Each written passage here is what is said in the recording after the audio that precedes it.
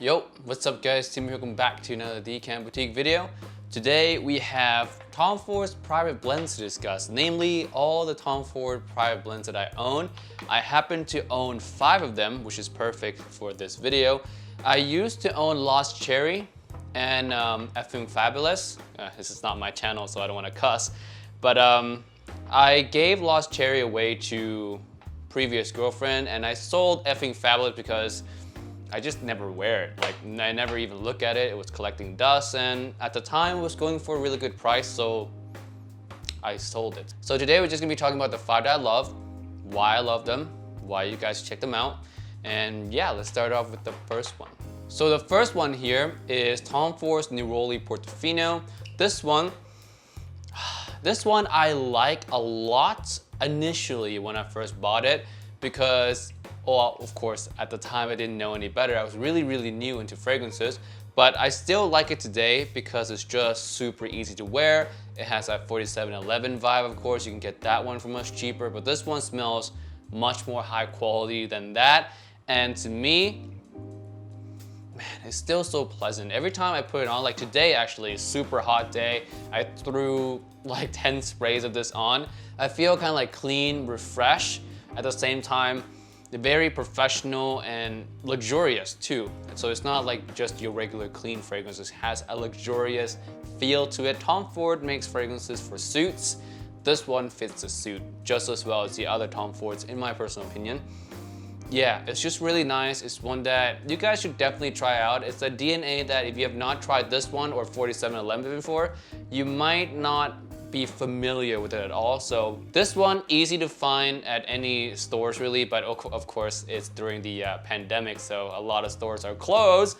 But luckily, Decant Boutique is still open. You can still buy decants from us and try out this scent, which I highly recommend you try, especially in a year like this where it's extra hot for some reason. Like in Vegas right now, 109 degrees. It's ridiculous, and this fragrance in the heat works really good. Of course, everything in this list is kind of like subjective because I personally like it. It's not a top 5 best Tom Ford or anything like that. I wish I owned more Tom Fords. All right, so the next one we're gonna talk about here, let's go with the classic.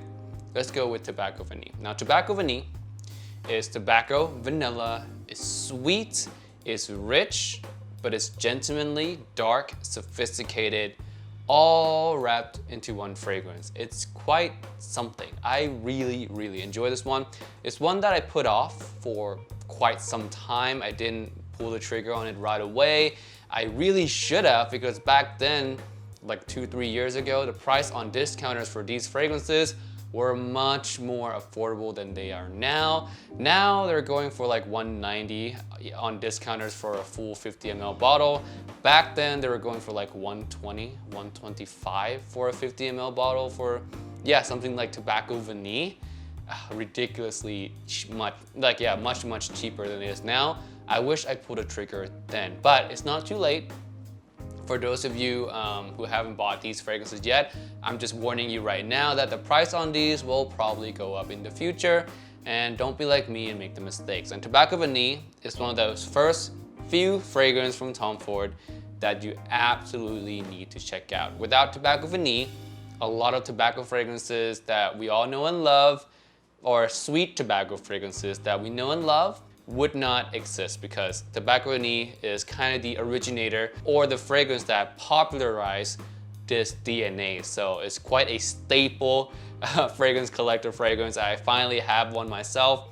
Super happy, smells gorgeous, complex. I see why this one climbed so much in popularity and still is in popularity right now. So yeah, that's Tobacco Vanille.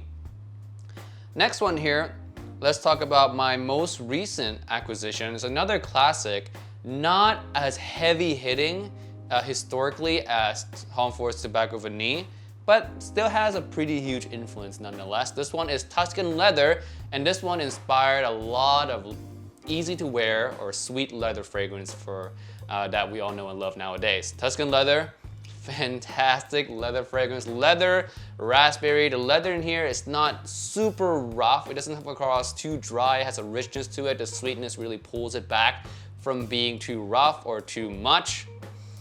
Man, and the sweetness in here, raspberry is so perfect. Raspberry and leather, quite a strange combination, but works so well. It's gorgeous, romantic, can be used any situation really in the fall time, winter time.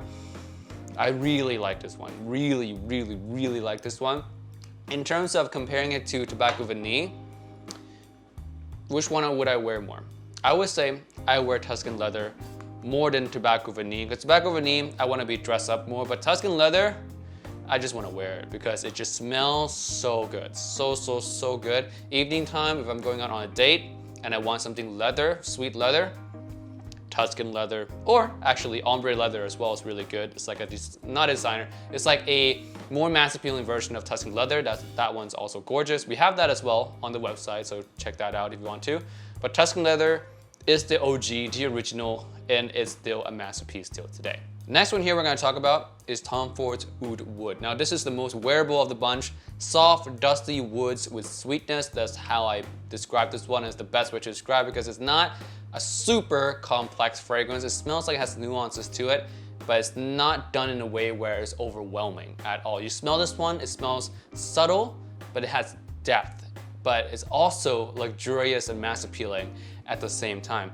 I mean, you smell this, it smells expensive. That's what I'm trying to put across here, is that it smells expensive for something that smells so simple at times. And this is one that, if I just say, out of all Tom Fords that I own, I wear this one the most. I definitely reach for this one in the fall time, almost on a weekly basis type of thing. I just love the smell of Oud Wood. I wear it all the time. Gosh, it's just one of the best ones out there. I mean, I don't know what to say. It really is just one of the best ones out there. This one as well also has a big historical influence, is that it really brought oud to the Western world, and it really made a lot of brands think about making their own westernized, easy to wear oud-based fragrance, and it's all thanks to Oud Wood right here. So without Tom Ford, man, a lot of fragrances just wouldn't exist, or a lot of trends just wouldn't exist. So props to Tom Ford really for setting so many trends. All right, so next one, Venetian Bergamot. This one's my first purchase from this line, and it is my second niche purchase ever, and this one I fell in love with right away. Has white florals in here, of course, jasmine bergamot, and it smells so good. There's something about that summery-ish white floral smell mixed with the bergamot that makes it shine so well. It smells like a tropical getaway type of fragrance. It smells like a vacation fragrance, slightly bit feminine, but works so well. I actually worn this in the super hot, humid weather in Thailand, and it works, man. It just smells absolutely gorgeous. I remember that day like it was yesterday. Like the scent memory associated with this fragrance is strong. It smells so gorgeous, so gorgeous in the sun.